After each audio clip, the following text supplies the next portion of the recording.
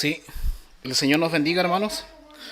Ahí nuestro hermano me avisa cuando comience a grabar. ¿Estamos bien? Ya. Eh, Como les decía, el Señor nos bendiga por su gracia. Les saludo a todos ustedes en el amor del Señor. Y como ustedes bien saben, yo estoy desarrollando acá 12 empresas espirituales, exponiendo la carta del apóstol Pablo a la iglesia en Roma y desarrollando la temática del reino de Dios. Pero hoy he querido hacer una pausa y excepcionalmente tocar un tema, una porque es bíblico, dos debido a la contingencia y podríamos decir tres, es necesario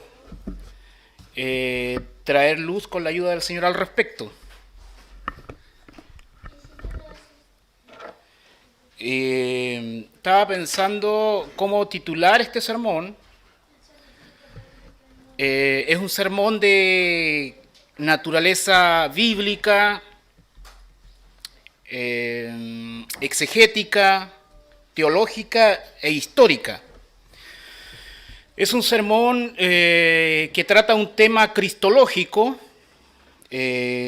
Todos sabemos que el pastor de casa está llevando a cabo una serie de exposiciones en cuanto a la cristología, la doctrina de Cristo, y justamente desde el 2022 para acá, a nivel de redes sociales, ha venido tratándose un tema polémico que ha causado que los cristianos se adhieran a diferentes posturas, y también un pastor muy famoso en Hispanoamérica, Latinoamérica, está siendo acusado de hereje.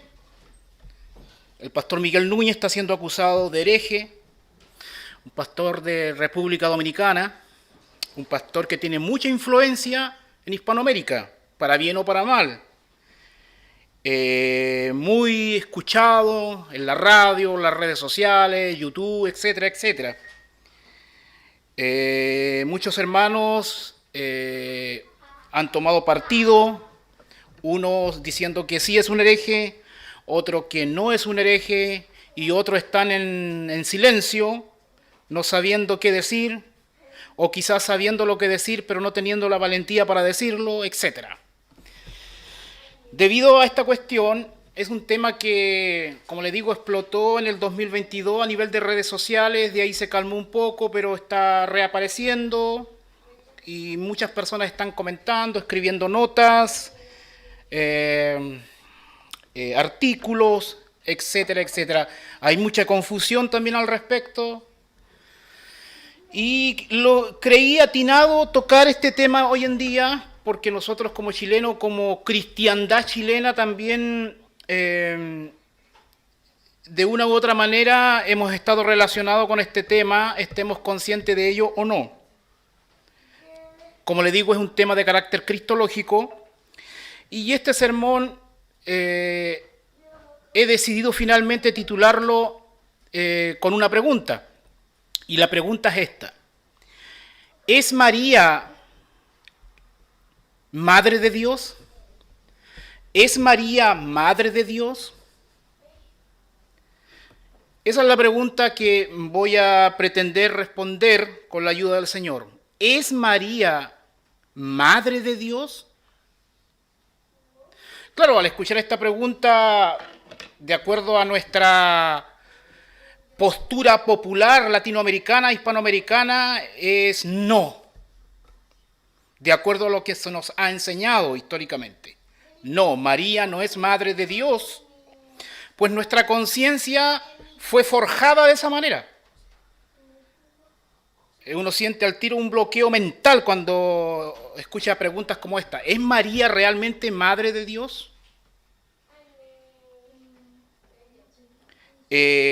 Porque en nuestros contextos pentecostales del cual venimos, contextos arminianos, contextos carismáticos, etcétera, etcétera, la enseñanza transversal, popular, era que María es madre solamente de la parte humana de Jesús, del Jesús hombre, pero no es madre de Dios, porque vienen argumentos a nuestra mente inmediatamente como cómo es posible que una criatura como María, limitada, sea madre de un ser eterno. Automáticamente decimos no. Pero ¿será tan sencillo el tema como decir no? ¿O hay que escarbar un poquito, hay que indagar, hay que reflexionar teológicamente? Entonces, en esta dirección vamos a tratar de traer luz con la ayuda del Señor, porque el otro día conversé con el pastor Rodrigo y me decía que todavía no llegaba a ese punto específico de la unión hipostática del Logos. Vamos a explicar qué es lo que significa eso, pero sí puede traer algo de luz a las exposiciones que viene trayendo el pastor Rodrigo, ¿ya? Y hermanos, antes de entrar en el tema, quiero recomendar dos libros que si lo pueden comprar, es del hermano Ron Rhodes, El catolicismo a la luz de la Biblia. Estos son libros de carácter apologético, muy buenos, con una lectura muy fácil, muy pedagógico, así que los recomiendo. El catolicismo a la luz de la Biblia sería un libro y trata este tema de una u otra manera y trae bastante luz. Desglosa toda la doctrina del catolicismo romano, ¿ya? Y los contrasta con la posición bíblica, obviamente. El otro libro es del mismo autor, Ron Rhodes, pero es Los Testigos de Jehová a la luz de la Biblia. Los Testigos de Jehová a la luz de la Biblia. Son muy buenos libros y los recomiendo para que lo compren. Entonces, vamos a comenzar con una introducción. De hecho, ya comenzamos con la introducción, pero hablemos algo de la historia de la Iglesia. Cuando uno va a echar una mirada a la historia de la Iglesia, nosotros estamos en el 2024, ¿cierto? Y vamos a echar una mirada a la historia de la Iglesia, hay dos ramas de la teología a la cual uno inicialmente debe apelar y debe estudiar y debe indagar. Una se conoce como historia de la Iglesia. Así se conoce esa asignatura dentro de la teología, historia de la Iglesia. Pero la otra asignatura es la teología histórica. La teología histórica, que no es lo mismo que historia de la Iglesia. Están relacionadas, hasta ciertos puntos se solapan, pero no es lo mismo. Por ejemplo, la historia de la Iglesia trata lo que sucedió. Responde a la pregunta, ¿qué sucedió con la Iglesia? Esa es la pregunta con la cual trata el ramo de historia de la Iglesia. ¿Qué sucedió en la historia con la Iglesia? Pero la teología histórica, si bien es cierto, bebe de la historia de la Iglesia, pero va un poquito más allá y trata de responder la pregunta, ¿por qué sucedió lo que sucedió? ¿Me sigue? Esa es la diferencia entre la historia de la Iglesia y la teología histórica. Yo tomé ese ramo de historia de la Iglesia en el 2003, 2004, en un programa teológico hace muchos años atrás. Y fue la primera vez que estudié un poquito este tema. Antes lo había escuchado, pero no lo había estudiado. Pero desde ahí que comencé poco a poco a meterme en el tema, a estudiarlo, con respecto a la cuestión si María es madre de Dios o no. Y aquí hay varios temas que convergen para tratar este tema.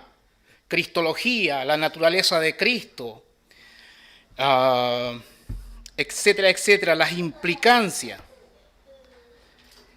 Y como miembro de la Iglesia en Valdivia, tengo la responsabilidad también de presentar este tema debido a que lo que está sucediendo en las redes sociales de una u otra manera tiene alcance e implicancia en la Iglesia del Señor. Y porque hay un pastor muy famoso involucrado, el pastor Miguel Núñez. Acusar a alguien de herejía, hermano, no es algo menor, ¿ya? No es algo menor. En esa dirección yo quiero, definir algunos términos.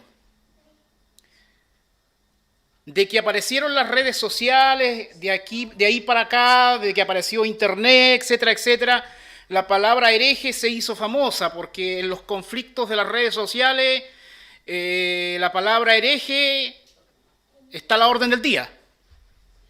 Este es un hereje, esto es una herejía, hereje para allá, hereje para acá, apóstata, apóstata, hereje, apóstata, etcétera.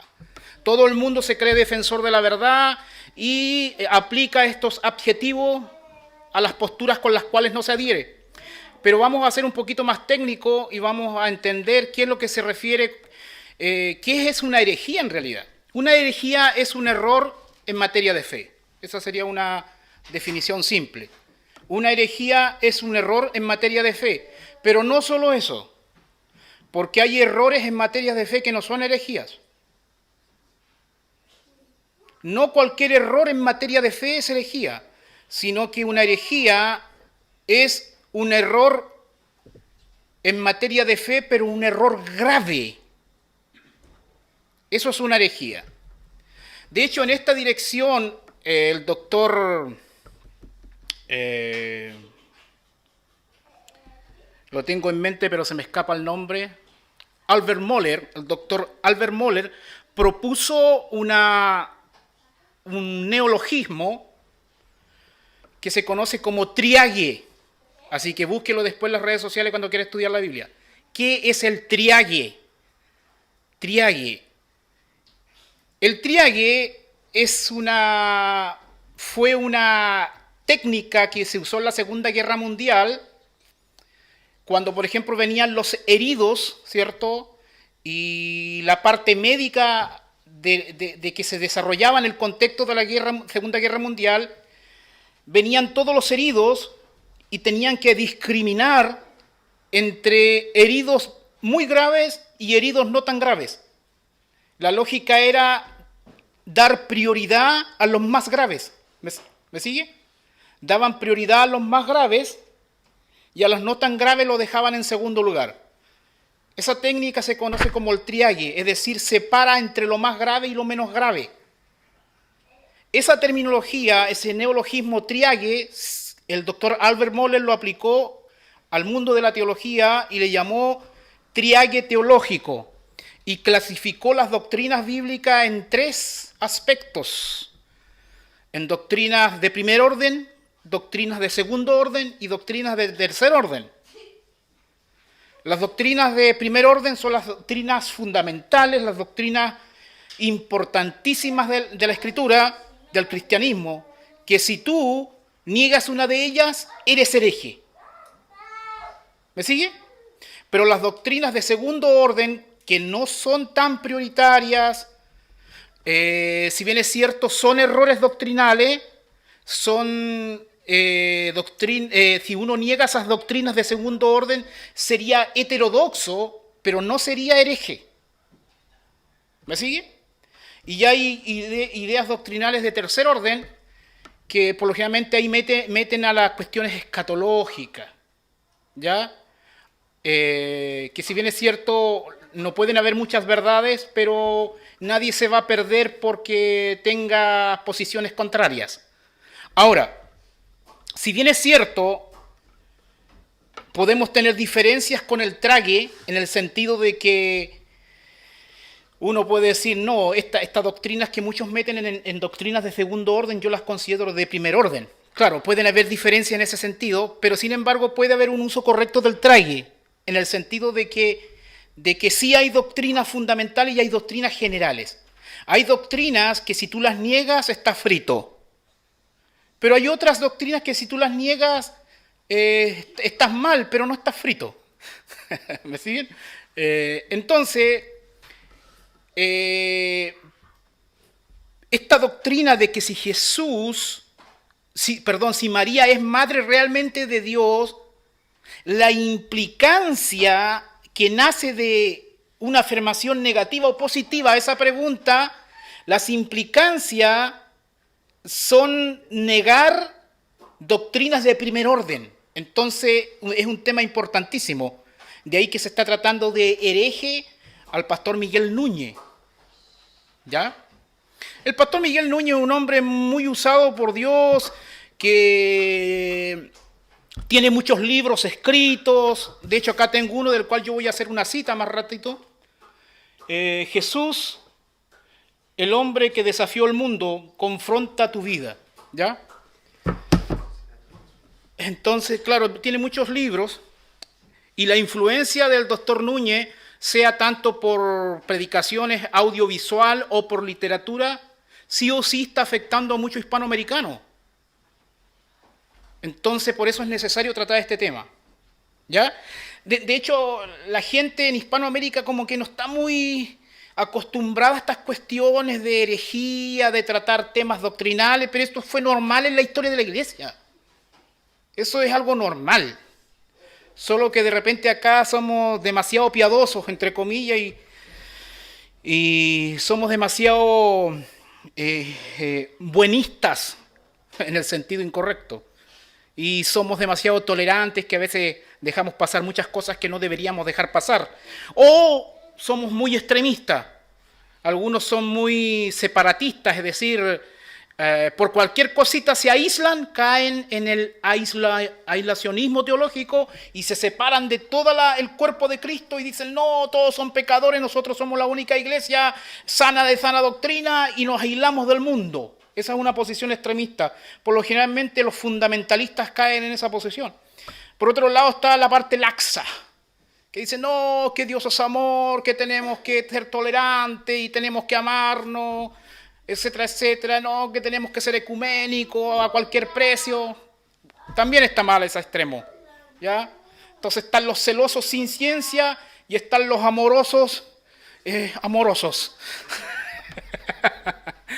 Entonces, bueno, lo correcto es que nosotros sí debemos ser celosos, pero con ciencia, con conocimiento bíblico, ¿ya?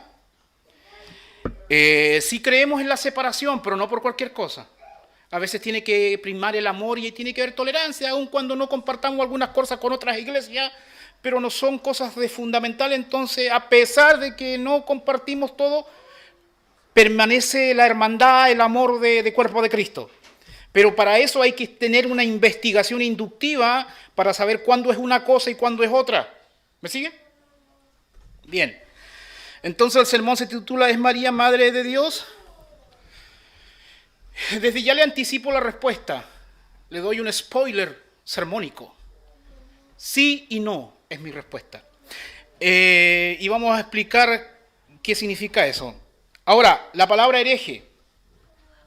La palabra hereje no debemos aplicársela a cualquiera, hermano. No tenemos que ser tan celosos sin ciencia. No tenemos que ser tan herejes tratando de herejes cuando alguien no es hereje.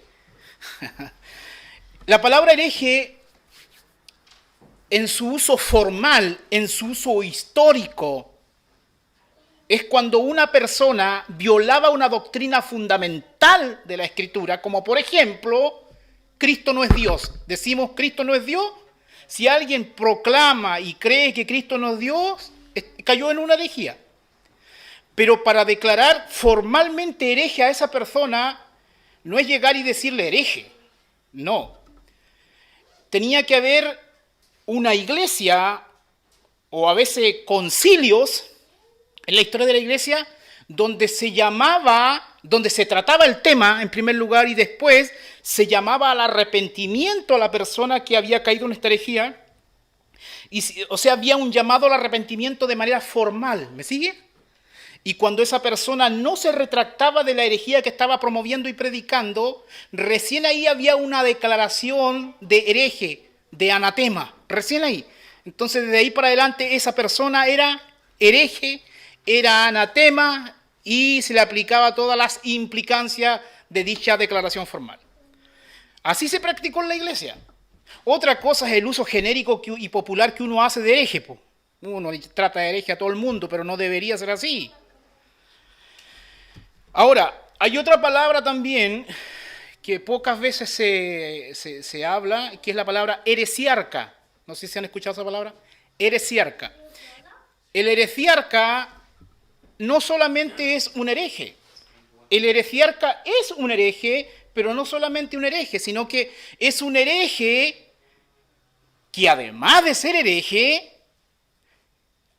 empieza a promover muchas herejías y hace nacer un sistema herético. ¿Me siguen?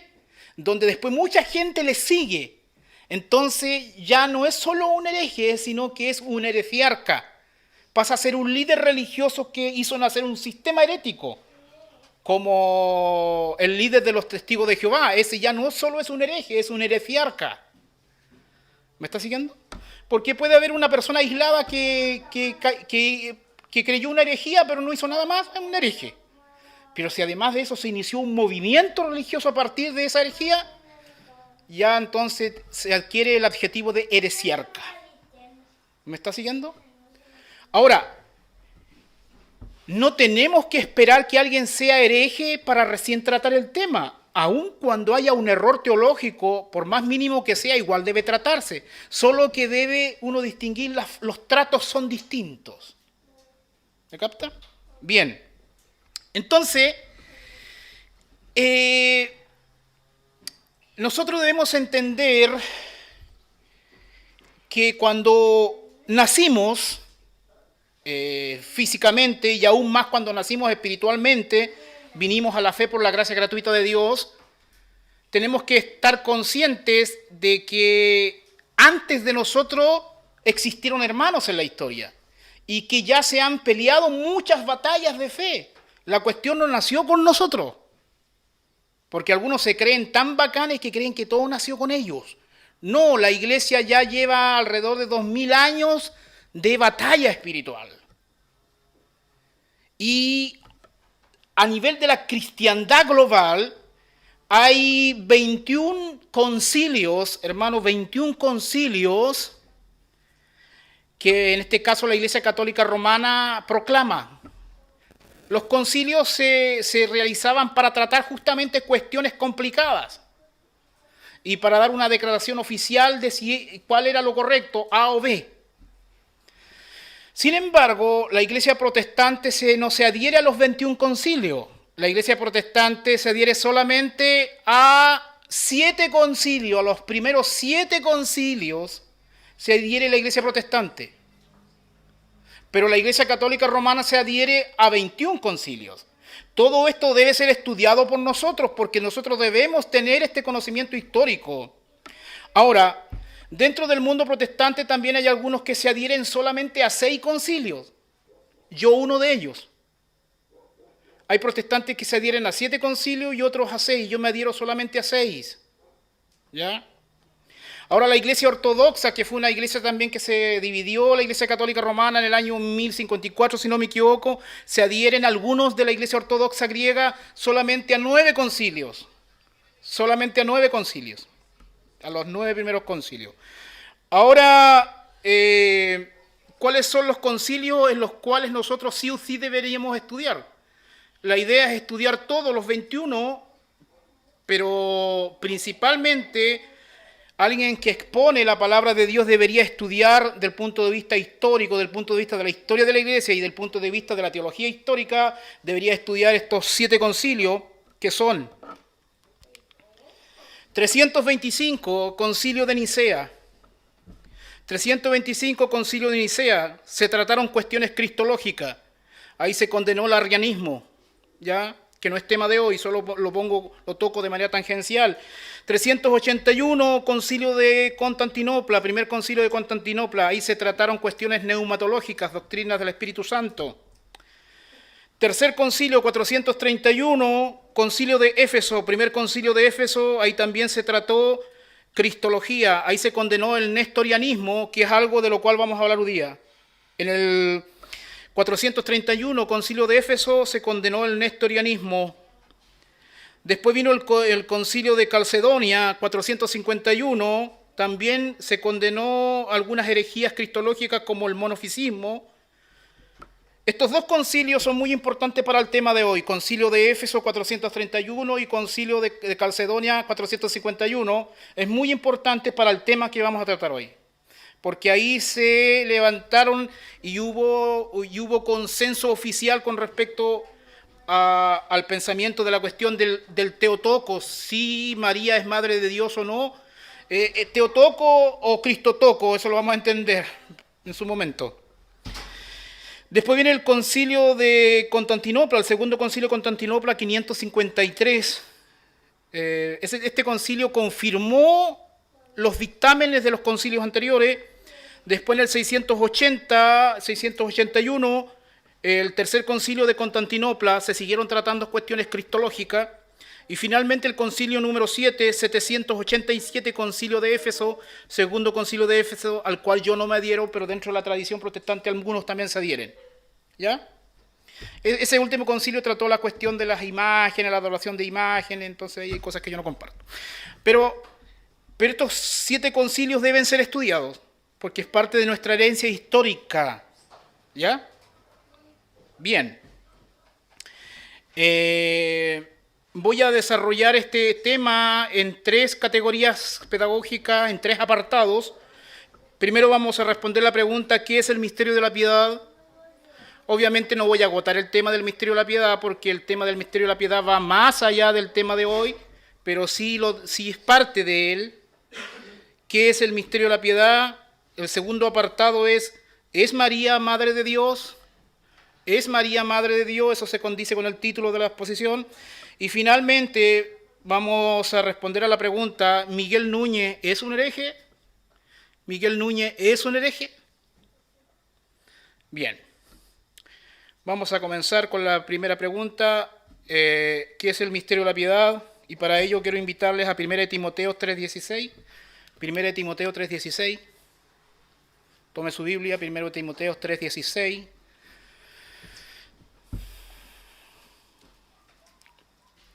De repente hay gente que no les gusta que uno mencione nombres, que es algo normal en la historia de la iglesia, valga la aclaración.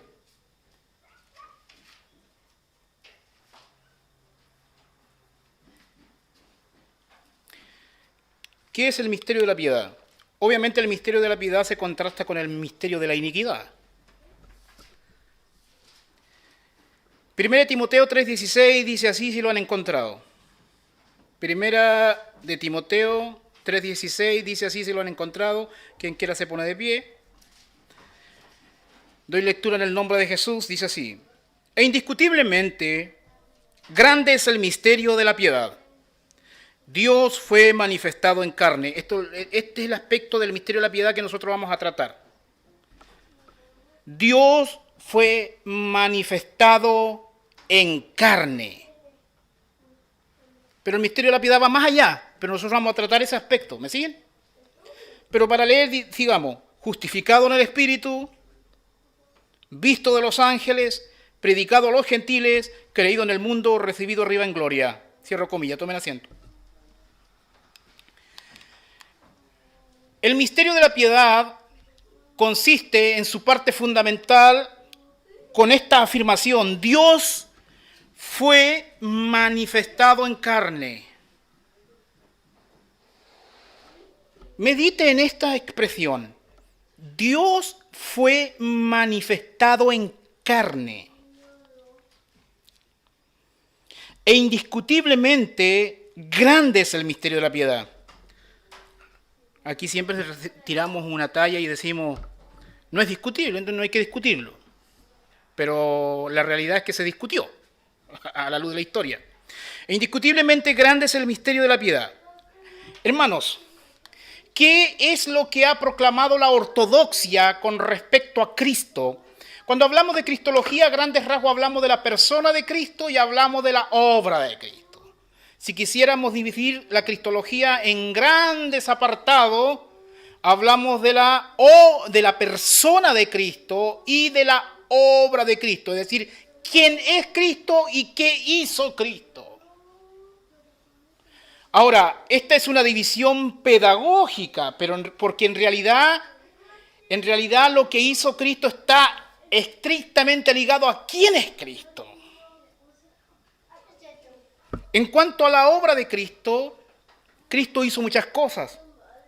En cuanto a lo que Cristo hizo, se suele dividir esta cuestión en cuanto a los oficios de Cristo. Cristo como profeta, Cristo como sacerdote y Cristo como rey. Eso en cuanto a la obra de Cristo. También se suele dispensar la obra de Cristo en dos etapas o dos fases. La humillación de Cristo y la exaltación de Cristo. Pero no es de lo que vamos a hablar. Nosotros vamos a hablar algo con relación a la persona de Cristo. ¿Quién es Cristo? ¿Quién es Cristo? La ortodoxia dice que Cristo es Dios hombre, verdadero Dios y verdadero hombre. Esa es la ortodoxia. Verdadero Dios y verdadero hombre.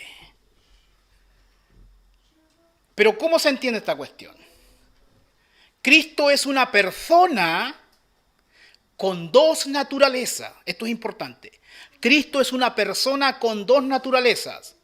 Una naturaleza divina y una naturaleza humana. Ahora, es una sola persona con dos naturalezas. En cuanto a la naturaleza divina y la naturaleza humana, estas naturalezas no deben mezclarse, tampoco separarse.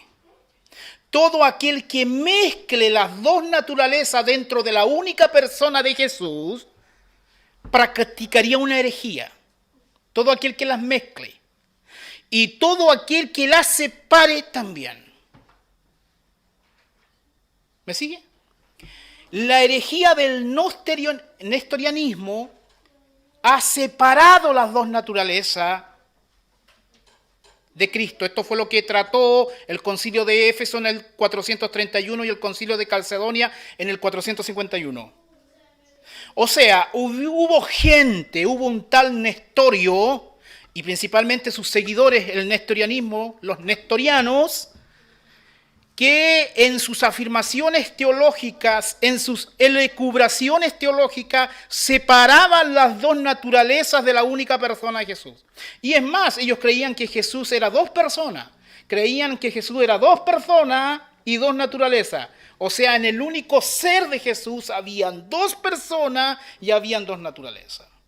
Esto postulaba Nestorio y principalmente sus seguidores, los nestorianos. Ahora, las dos naturalezas, divina y humana, se unen en la única persona Jesús, pero no deben mezclarse ni confundirse, ni separarse, ni solaparse. No deben separarse, pero sí distinguirse. Eso es la ortodoxia, básicamente, en este punto de la cristología. Ahora, la naturaleza divina no tiene principio ni tiene fin. Es eterna. ¿Me siguen? Pero la naturaleza humana tuvo un comienzo histórico con María. Eso es lo que hay que entender. La naturaleza divina no tiene principio ni fin. Pero la naturaleza humana tuvo un origen histórico. No así la naturaleza divina. Es eterna. La segunda persona de la Trinidad, Jesucristo, Dios Hijo, siempre existió. Siempre. Sin embargo, ese Dios Hijo que es el Verbo, que es el Logos, ¿me sigue? ¿Qué dice el misterio de la piedad? E indiscutiblemente grande es el misterio de la piedad. Dios, o sea, el Logos, la segunda persona de la Trinidad, que es Dios, Dios Hijo. Ese, el verbo, el logos, Dios Hijo, Hijo, Dios fue manifestado en carne. Dios no poseyó una carne. No se manifestó dentro de una carne, sino que se hizo carne. Estos detalles son muy importantes para no caer en herejías cristológicas. El verbo se hizo carne, dice Juan 1:14 también, lo vamos a ver.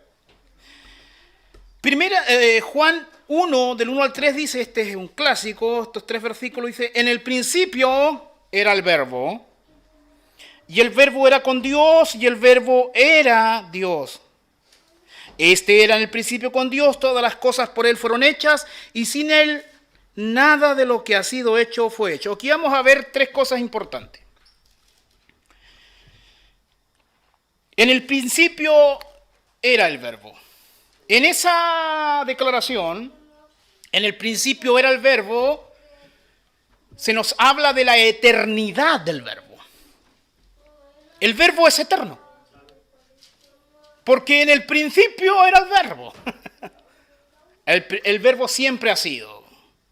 En el principio era el verbo. Con esa declaración juanina se nos dice que el verbo es eterno. Primera verdad teológica, el verbo es eterno. Sigamos leyendo. Y ese verbo, y el verbo era con Dios. Aquí hablamos de la asociación del verbo. O sea, el verbo no solo estaba en el principio, sino que estaba con Dios. Dios Padre, ¿me entiende? Entonces ahí hay una segunda declaración que nos habla con respecto a la asociación del verbo, es decir, y el verbo era con Dios, estaba con Dios. Hemos visto la eternidad del verbo y la asociación del verbo, y la parte que nos convoca principalmente para nuestro estudio de hoy es la tercera declaración que dice, y el verbo era Dios. Aquí nos habla de la identidad del verbo. ¿Cuál es la identidad del verbo? Era Dios. O sea que este verbo es eterno, está asociado con Dios y es Dios, su identidad. 3 cosas. Entonces, este verbo que estaba con Dios, este verbo que ha existido desde la eternidad y que estaba con Dios y que era Dios, este verbo se hizo carne en un momento de la historia, en la concepción de María. Ahí está el punto histórico.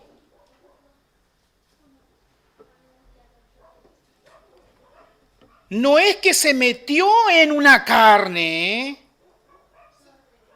no es que se metió en un cuerpo, sino que este verbo se hizo carne. Este es un gran misterio. Acompáñenme a Juan 1:14, mire lo que dice. Juan 1:14 dice, y aquel verbo fue hecho carne. Y aquel verbo fue hecho carne. Y habitó entre nosotros y vimos su gloria, gloria como del unigénito del Padre, lleno de gracia y de verdad. Hermano, yo quiero resaltar 2 palabras, mire. Juan 1, donde dice, quiero extraer 2 palabritas. Juan 1 dice, la última declaración. Y el verbo era Dios. Esa palabra, era Dios. Manténgala acá la palabra, el verbo era Dios, era Dios, manténgalo aquí, era Dios, y vamos al 1.14, donde dice, y aquí el verbo fue hecho carne. O sea, mire, era Dios y fue hecho carne. O sea, Dios fue hecho carne. O sea, el verbo hecho carne es Dios.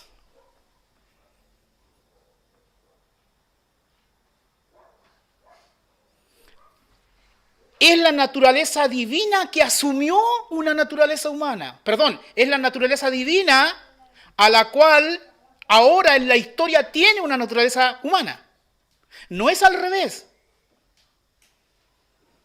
No es que María tuvo un hijo con naturaleza humana, obviamente, y en algún momento de su embarazo o en algún momento de la vida, de repente vino la parte divina y se le metió. Eso es herejía. De hecho, algunos caen en el adopcionismo diciendo que en el tiempo cuando Jesucristo fue bautizado, recién ahí vino la naturaleza divina y se le metió.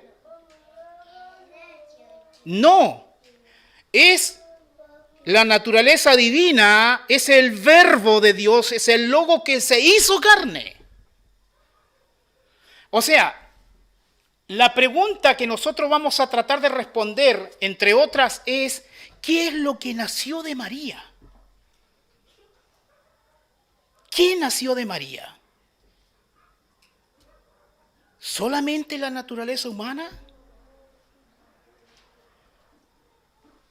¿O también la naturaleza divina? ¿Qué es lo que nació de María? ¿María solamente es madre de una naturaleza o es madre de una persona que tiene dos naturalezas?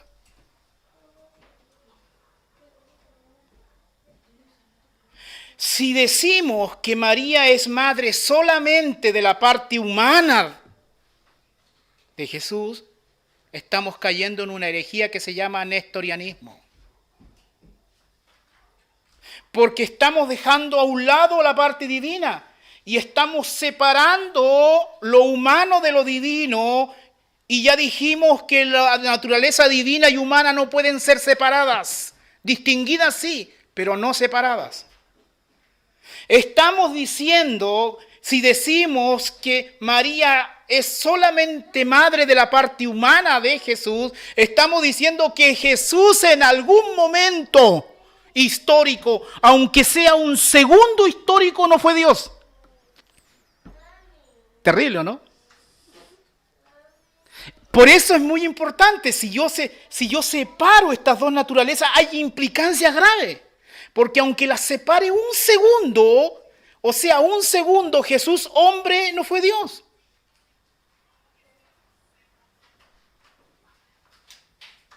Entonces, lo correcto es entender y creer que desde el momento que María parió, es más, antes, desde la concepción, naturaleza divina y naturaleza humana, ahí, presente.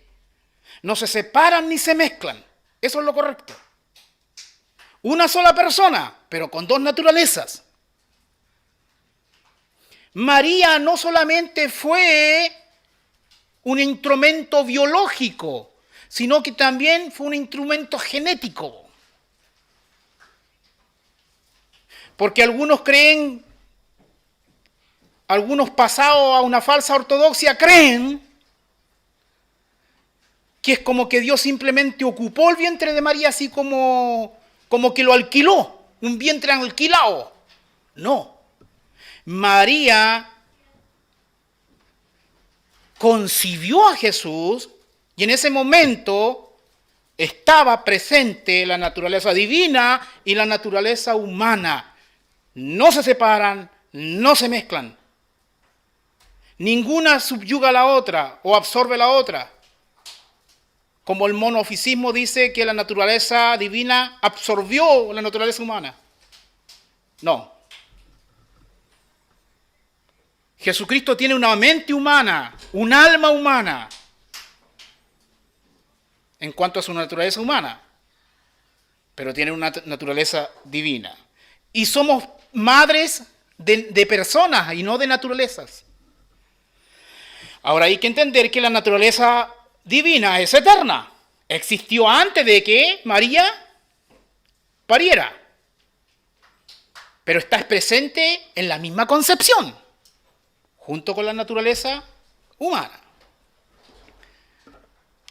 Entonces, Juan 1.14 dice, y aquel verbo fue hecho carne y habitó entre nosotros y vimos su gloria, gloria como del unigénito del Padre lleno de gracia y de verdad.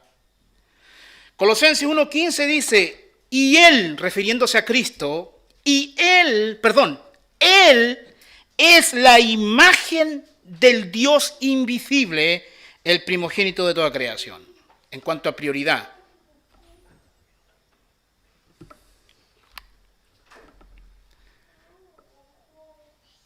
No podemos separar las dos naturalezas porque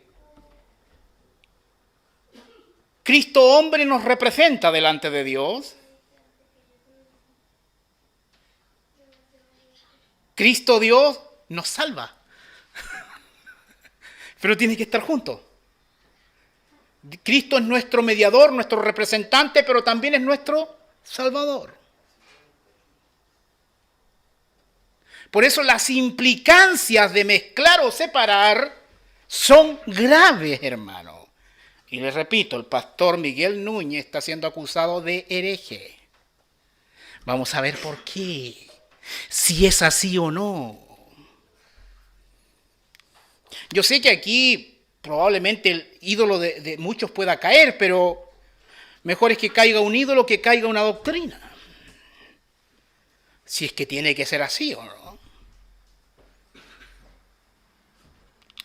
Bien, podríamos seguir ahondando en esto. En algún momento el pastor Rodrigo va a indagar más a nivel más exegético esta cuestión en cuanto a los textos bíblicos, pero esta es una exposición más temática.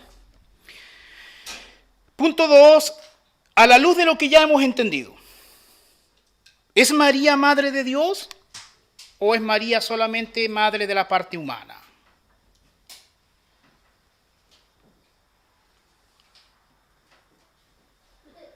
Aquí donde se inicia el conflicto, tanto hoy como a nivel de la historia, hermano. No, solamente de la parte humana, no.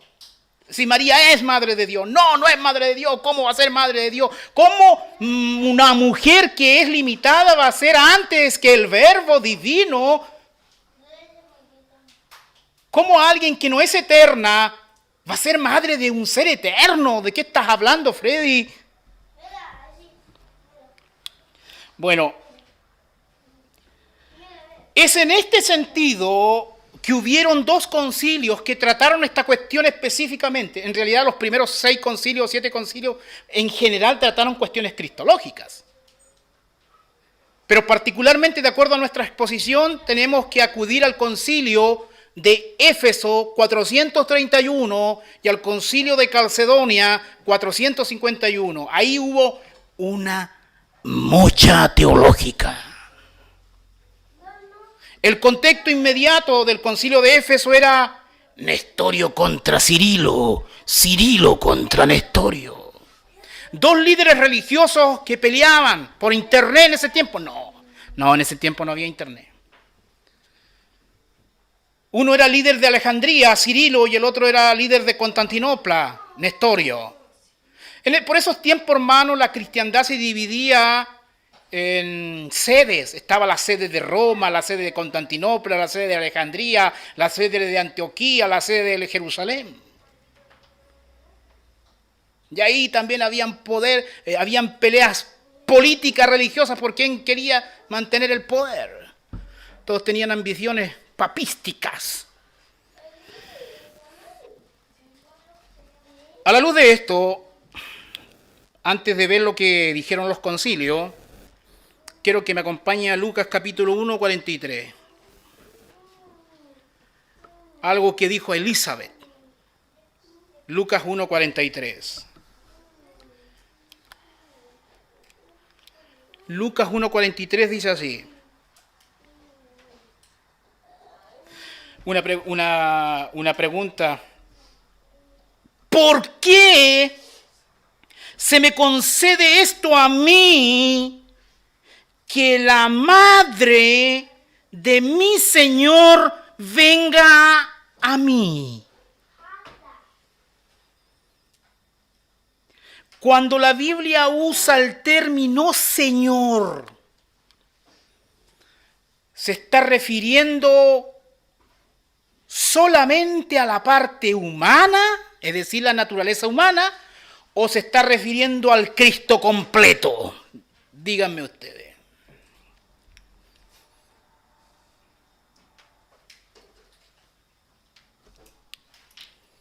Porque, ¿por qué se me concede esto a mí, que la madre de mi Señor venga a mí?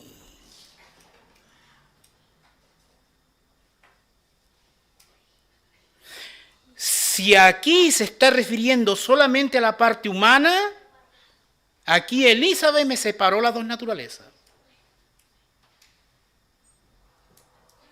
Y Nestorio tendría razón y el nestorianismo también. Si se está refiriendo al término Dios, al término Señor, en el término de Dios, de Jehová del Antiguo Testamento, entonces aquí es correcto decir que la madre de mi Dios venga a mí. A la luz de este texto es evidente la carga contextual a nivel gramático, a nivel morfosintáctico, a nivel de semántica, que aquí estamos hablando de Dios, Dios Hijo. En ese sentido, no sería incorrecto llamar a María Madre de Dios. Ahora, aquí se suma una cuestión, hermano. La Iglesia Católica Romana, sin embargo, ha hecho un mal uso del término Madre de Dios. Y como la Iglesia Católica Romana ha hecho un uso mariológico, idolátrico del término Madre de Dios, a través de la historia, y han nacido muchos dogmas antibíblicos, dogmas marianos, como la concepción virginal de Cristo, de María, como la asunción de María, etcétera, entre otros dogmas, es que los protestantes han dejado de usar el término Madre de Dios en su sentido correcto, por un temor al mal uso que la Iglesia romana ha hecho del mismo.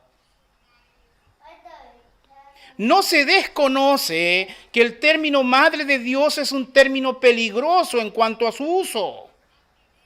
De hecho, ha habido un uso incorrecto de este término que ha sido hecho por la Iglesia Católica Romana. Eso no se desconoce. Pero la pregunta aquí es, ¿porque algo se haya usado mal, significa que debe dejar de usarse correctamente?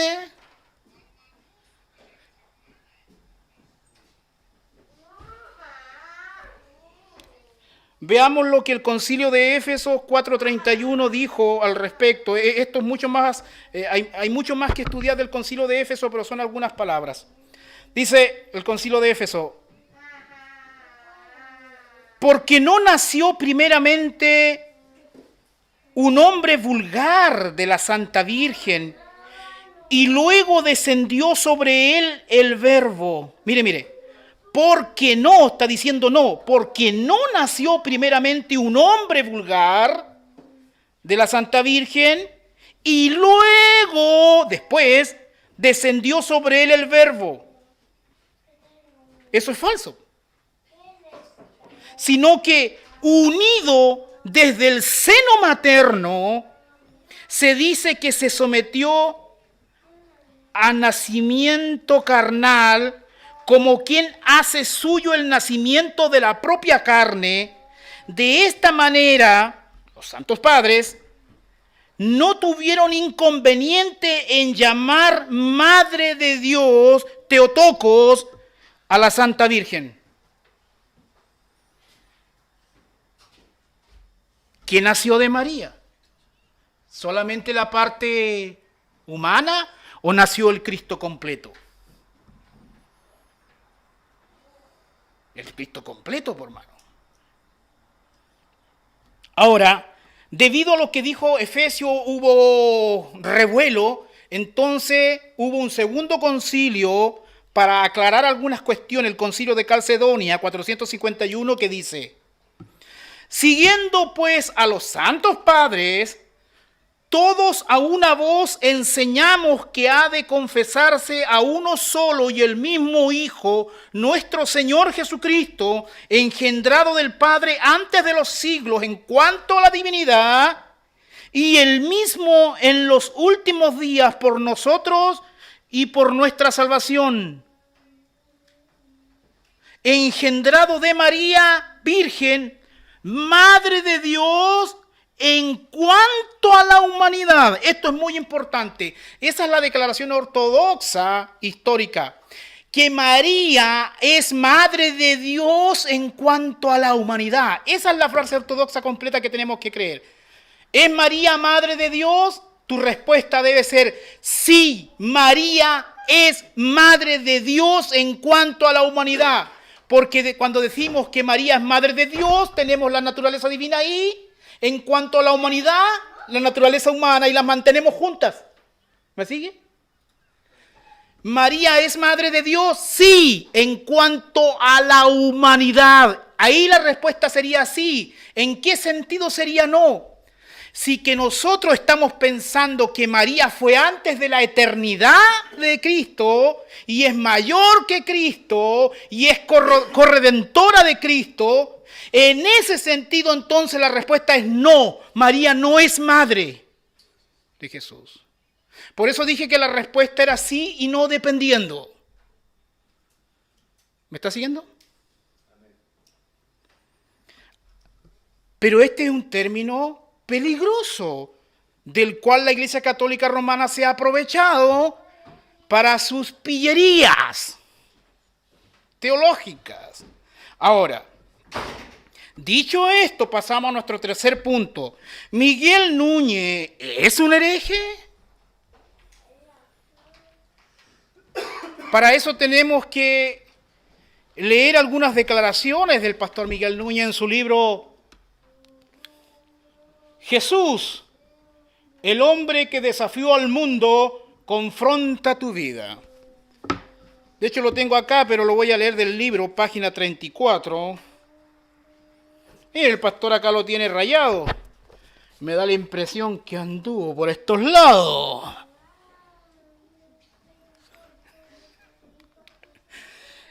Dice así, página 34, comienzo a leer.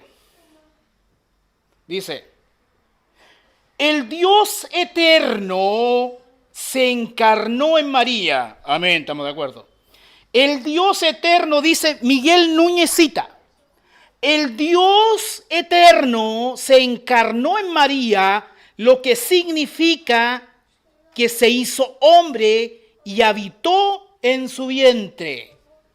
¿Estamos de acuerdo? Bien, sigue. Por tal razón, María es la madre de Jesús, pero María no es la madre de la segunda persona de la Trinidad, porque un ser eterno no puede tener madre. Lo que está diciendo Núñez aquí, Núñez está pensando en la naturaleza divina en cuanto a la eternidad, de que María no es madre en ese sentido. Claro, María no es madre en el sentido eterno, no es en el sentido de que sea antes que Jesús en su eternidad, porque María no es eterna. Pero no puede decir esto. Por tal razón María es la madre de Jesús, pero María no es la madre de la segunda persona de la Trinidad. Eso es falso. María sí es la madre de la segunda persona de la Trinidad en cuanto a su humanidad. Entonces, esta frase y otras es la que se está cuestionando del pastor Miguel Núñez y se le está tratando de nestoriano, porque al decir que María no es la madre de Dios, que María es solamente la madre de Jesús en cuanto a su humanidad, me está separando la humanidad de Cristo de la divinidad de Cristo y eso es peligroso. Nosotros sabemos que no es la intención del pastor Miguel Núñez, eso está claro, pero esa no es la pregunta. La pregunta es, sin embargo, en cuanto a su declaración, ¿qué es lo que pasó? ¿Cuáles son las implicancias? Mire, hermano, al menos esta es una declaración no acertada. Al menos es algo peligroso. Y el pastor Núñez en ese sentido al menos debería aclarar la situación, al menos, y decir algo explícito. Porque se está negando a decir que María es Theotokos, Madre de Dios. En esta discusión en redes sociales después reculó y quiso arreglar la cosa, pero sin decir explícitamente que se había equivocado o que su primera declaración no había sido tan afortunada. ¿Es Miguel Núñez el hereje? Yo creo que no. ¿Tiene elementos heréticos su declaración? Sí.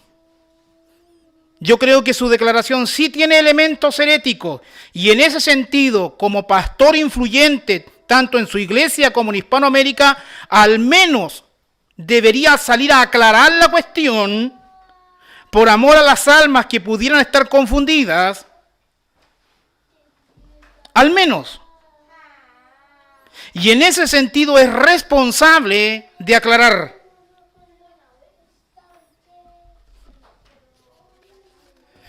Pero si Miguel Núñez afirmara que María es solamente madre de la parte humana y nunca más lo aclarara y no dijera nada más y aún confirmara que cree eso solamente, lamentablemente sería un hereje, cuya cosa yo no estoy diciendo hoy. Por eso hay que seguir el rastro, hay que abrir los ojos, hay que abrir las orejas, los oídos. No solo con Núñez, sino con todos, incluido el que habla. Porque debemos ser vigilantes de la sana doctrina. Vigilantes de la sana doctrina. Mire lo que dice otro teólogo famoso, un ex teólogo del pacto, porque está muerto, ya no es teólogo del pacto, ahora es dispensacionalista. El doctor R.C. Sproul dice en su libro, en un momento más me voy a acordar en el libro que voy a citar. ¿Estamos juntos en verdad? Si no me equivoco, ese es su libro. Él cita, el doctor R.C. Sproul dice, ¿qué hay acerca de la frase Madre de Dios? El concilio de Éfeso 431 le dio a María el título en griego de Theotokos, que literalmente quiere decir lo que dio a luz a Dios. Al tomarla de manera menos literal quiere decir Madre de Dios. Este título fue ratificado en el concilio de Calcedonia 451, el concilio ecuménico que es respaldado por prácticamente todas las iglesias en el Concilio Mundial de Iglesias. Que el mal uso que el catolicismo romano ha hecho de la expresión María, Madre de Dios, exaltando a María a extremos de mariolatría, no impida el correcto uso de la misma, que la folla al catolicismo romano no forje nuestra teología. Recuperemos en Hispanoamérica el correcto uso de la expresión María, Madre de Dios, en cuanto a su humanidad en el sentido encarnacional. Porque del vientre de María no solo salió la naturaleza humana, del vientre de María salió Dios hombre. la unión hipostática del Logo. Las dos naturalezas no se mezclan, no se separan, pero sí se distinguen. Cristo es una persona con dos naturalezas, es el Theoantropos, Dios hombre. Theoantropos, Dios hombre. ¿Ha quedado clara la exposición? Hago una pregunta, hermano, ¿salió lo último?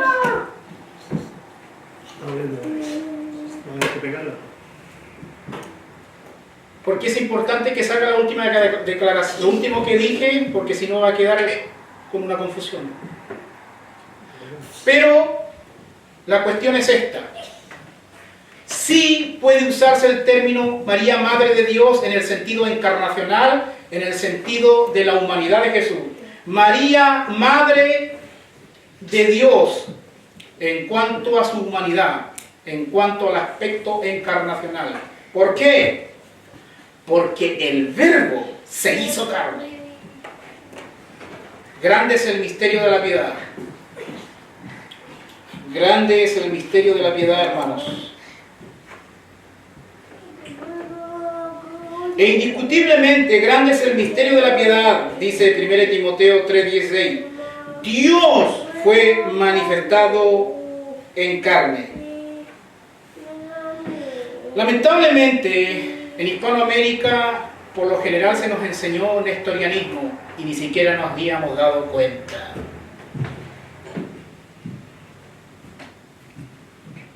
Que el miedo a la teología católica romana no impida que nosotros hagamos buena teología.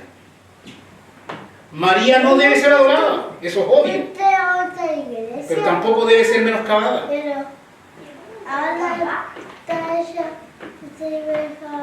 Esa es la postura correcta. Gracias y paz a vosotros, hasta aquí queda la exposición. Pero yo ya no voy a esa iglesia. Mi hermano, ¿qué pasa este lugar? Yo ya